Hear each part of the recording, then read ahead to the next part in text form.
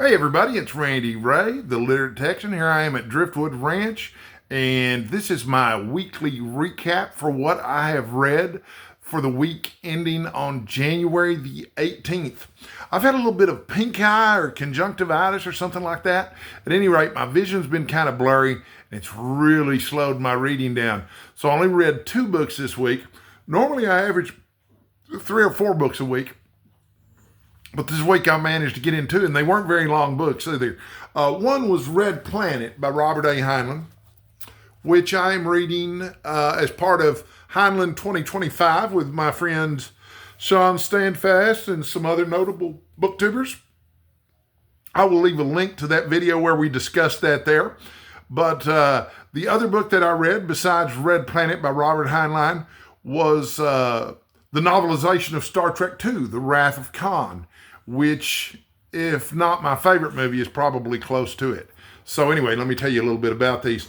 I'll start with Red Planet by Robert Heinlein because it was written first. It's part of a series of books. Robert Heinlein's considered one of the big 3 science fiction writers from the grand old days of science fiction. And he, along with Isaac Asimov and Arthur C. Clarke, are considered the big 3. And part of what he's famous for is a series of books called the Heinlein Juveniles, which were basically young adult adventure stories aimed at boys, I would say around age 12, 13, something like that. And this one was published originally in 1949, and apparently it was a little bit controversial because one of the editors wanted to make some changes to it to make it more palatable to a librarian for a young adult audience. And so anyway, there was some backstory behind that. I read the original version with the ending that he had intended. It was not the edited version, which I understand is also available out there somewhere. But Red Planet, of course, having been written in 1949, they didn't know as much about Mars as we know now. They still, Percival Lowell, I guess, found all the canals on Mars, and the theory was that at one time, if not at that time, there was water of some sort on Mars. And Red Planet is set in the same continuity as Stranger in a Strange Land, but it's set farther down the timeline than that. In Stranger in a Strange Land, the main character has come back to Earth after being raised by Martians on Mars. In Red Planet, we have colonized Mars, but it's still kind of the frontier. And the Martians are there, but they kind of do their own thing. You know, they're pretty spiritual. They're not real concerned about earthly matters or whatever. And the story's about a young boy named Jim and his friend Frank. They're going off to school together, you know, and there's so few settlers on the planet that they all go to this central school. And but the boy Jim has got a sidekick. He's a little round volleyball looking character named Willis. And Willis is like a perfect recorder or perfect parrot of what he sees and hears. But he doesn't always know when it's appropriate to repeat what he's seen and heard. And so this leads to problems, as you might imagine, especially when, you know, because you know how it is, Jim's mom's gossiping about one of the neighbor women who comes by, and suddenly Willis is spouting off a conversation she had when she was gossiping about that woman the day before, and suddenly the woman's no longer speaking to her. But it has further implications in the plot of the book later. And I don't want to get too into spoiler territory because even though the book was published in 1949, I'm assuming that there are some people in my audience who haven't seen it yet or haven't read it yet. It did remind me a little bit of the kind of thing I would imagine a younger George Lucas would have made, were he to make movies set in our solar system. But needless to say, Jim and his friend Frank have gone off to school. The new headmaster at the school is a real jerk. He's one of these wannabe military guys. He wants to establish military discipline and precision to the school. Mostly, he wants to kidnap Willis and send Willis to the zoo back on Earth in London, which isn't going to go over well with anybody. But also, one of the things that they have to do in response to Mars' climate is that the the settlers there have to migrate once a year along with the season because the winter gets really cold on one half of the planet. So they have to migrate to the half of the planet that isn't so cold just to survive the Martian winter, which is survivable, but it's not much fun. And this particular year, they've decided that in order to save money, they're not going to let them migrate.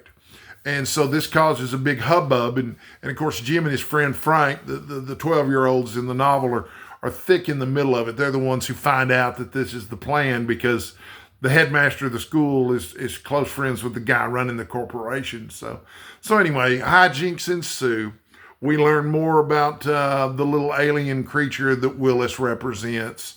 We learn more about the Martians as the story goes along.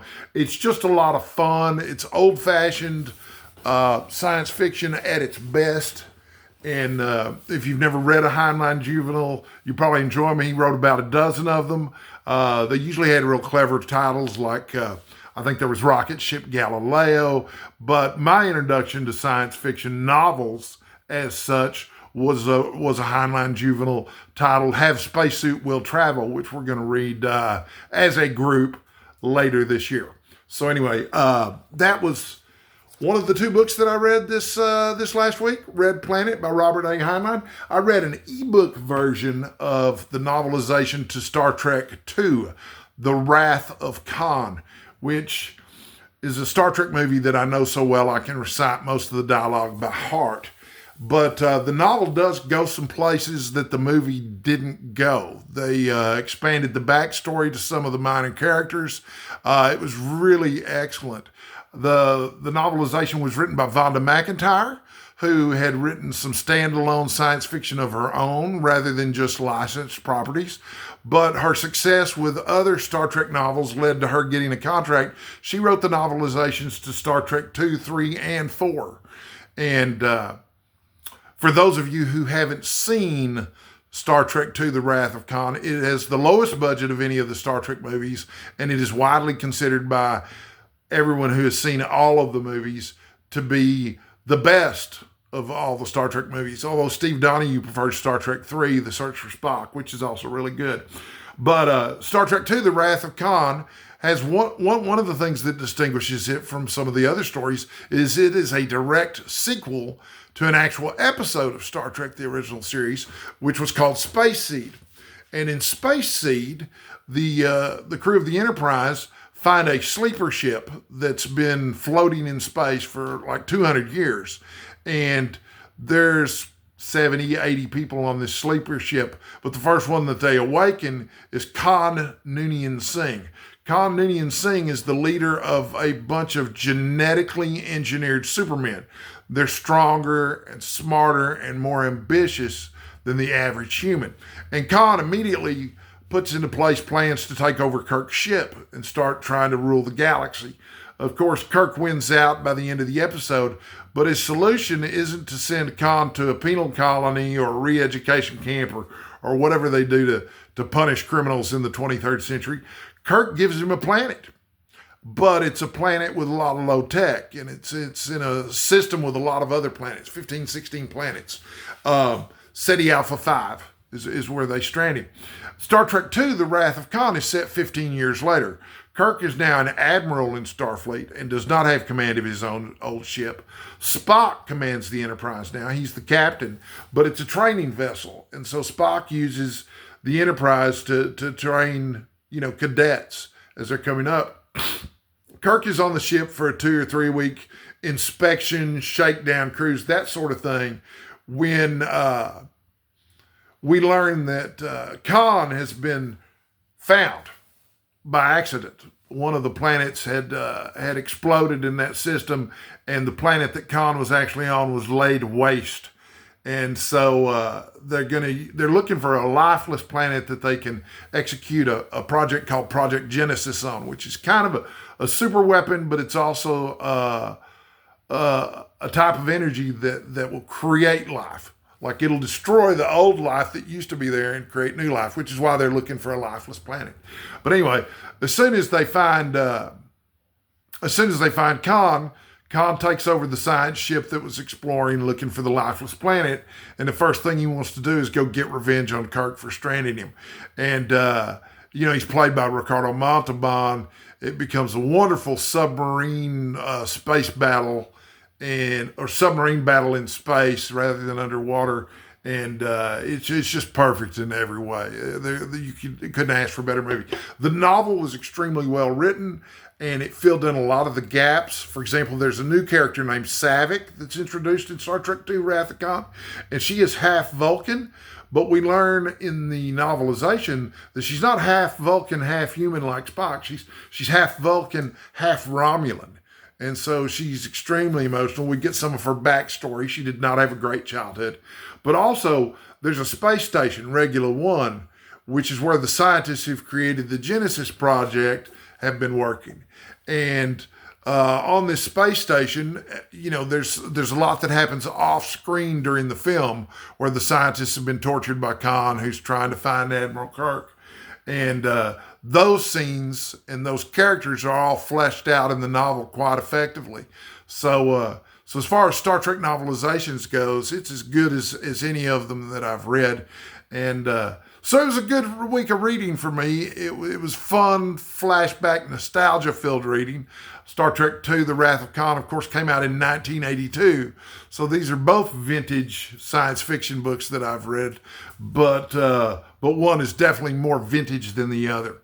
Anyway, I'll be back next week with another weekly wrap-up. These kinds of videos seem to be popular with a lot of YouTube viewers, so I'm going to start making them. And I'm planning to start publishing videos more consistently here. I'm sure everybody not everybody's excited to hear that, but those of you who are, thanks for watching. And until next time, stay hydrated. It's really important. And stay sexy. That might be more important.